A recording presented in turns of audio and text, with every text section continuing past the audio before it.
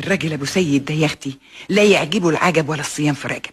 الراجل يا حبيبتي الشهر اللي فات لاني نزلت جبت خزين البيت بتاع الشهر كله، قام قال لي والله يا بنبع عين العقل، الست العاقله هي اللي بتجيب خزينها من اول الشهر في حدود ميزانيتها، وبالشكل ده ما تشيلش هم حاجه ابدا طول الشهر.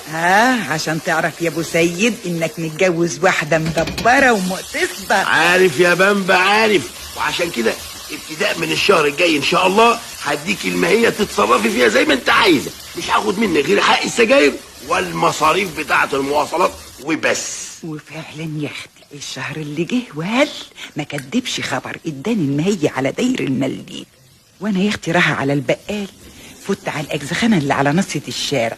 ما انت عارفان دلوقتي خلاص ما بقتش استعقد في الوصفات البلدي، وبقيت اعرف قيمه الادويه والدكاتره بعد ما سمعت يا اختي كلامهم وخفيت من الوجع اللي كان بيجيني.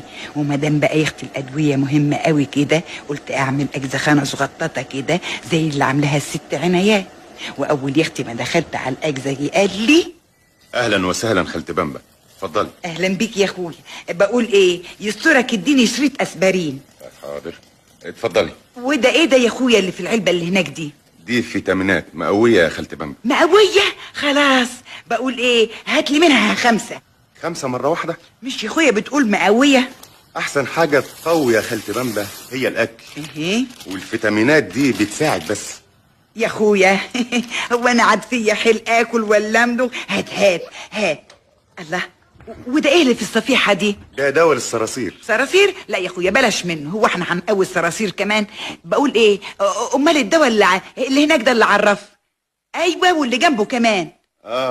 ده عشان الكبد وده عشان القلب كده؟ طيب يا اخويا هات لي من كل واحد 2 على الماشي كده. بس ده كتير يا خالتي بامبا. خير ربنا كتير برضو يا اخويا. شوف لي كمان وحياة عينك كده دواء للعينين ودواء للركب وللودان.